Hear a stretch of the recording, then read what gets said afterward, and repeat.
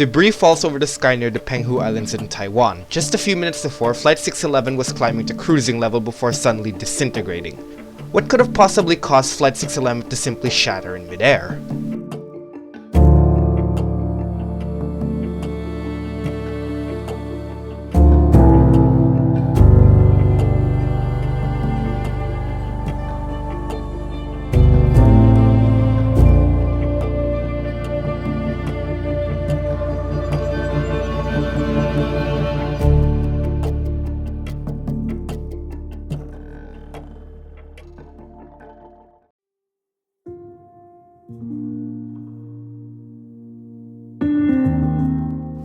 Flight 611 was operated using a Boeing 747-200 registered Bravo 18255, formerly registered as Bravo 1866.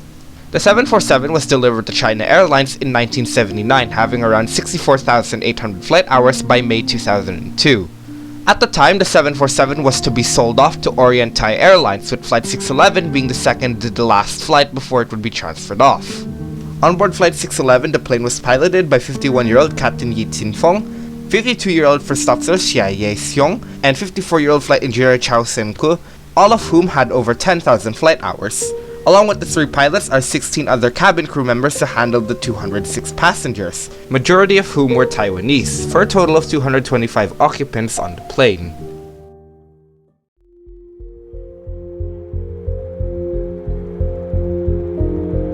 Before we talk about Flight 611 itself, we have to talk about something that happened 22 years ago. February 7th, 1980.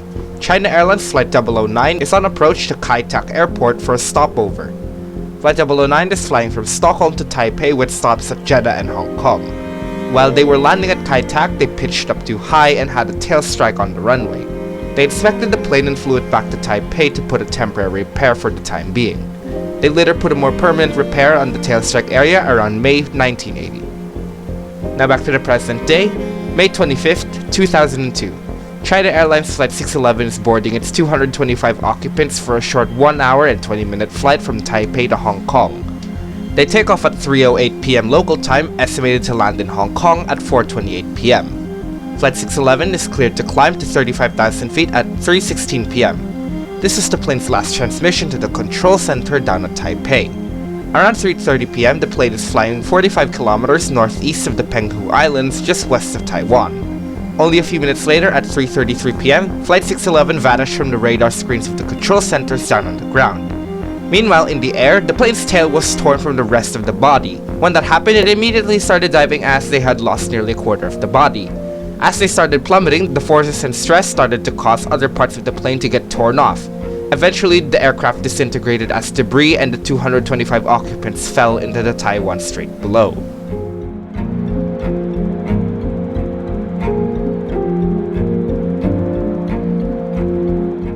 When the plane broke apart, the radar showed that the aircraft split into 4 distinct parts. But as the aircraft disintegrated, debris was scattered across the sea, with other items going as far into coastal and central Taiwan.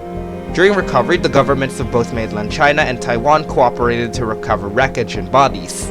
Rescue aircraft and ships were sent off where Flight 611 disappeared, with the first sights of the wreckage happening at 5:05 p.m., an hour and a half since the plane crashed.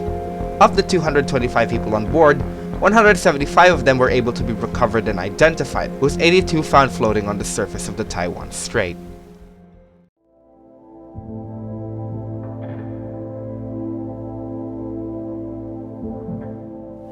During the investigation, from the nature of the accident, the Civil Aviation Administration granted China Airlines remaining 747s for maintenance checks. They later found that the plane's tail had fatigue cracking on the area that was scraped across the runway back in February 1980. When Flight 006 had a tail strike, the plane was ferried back with a temporary repair in place, with the more permanent repair being put there in May 1980.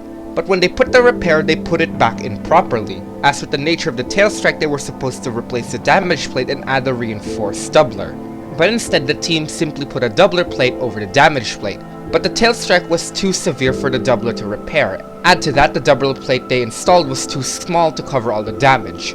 After the faulty repair, cracks started to form as the plane continued on with its service life, with some discoloration happening on the damaged section from tar stains leaking into the repair. These stains came from passenger smoking, which was allowed till 1995 when China Airlines banned smoking. All these factors led to more and more cracks growing until the crack grew large enough to completely tear open, leading the tail to separate.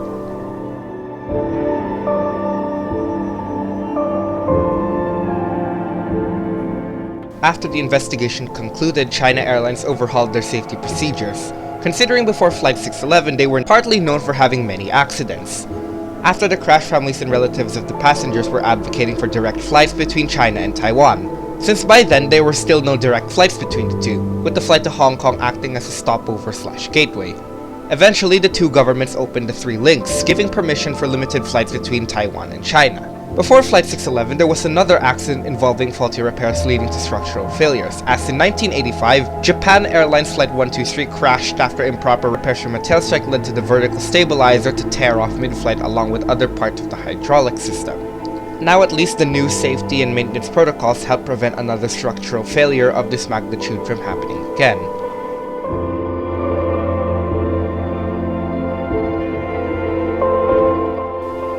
Hey guys, hope you learned something new from this episode, and you may have noticed that there is partly a new animation for the China Airlines 009 part, so if you want I could upload it, or it could just stay here. Anyways, next one's already cooking up. I actually finished this one early for once. Anyways, that's it. Bye!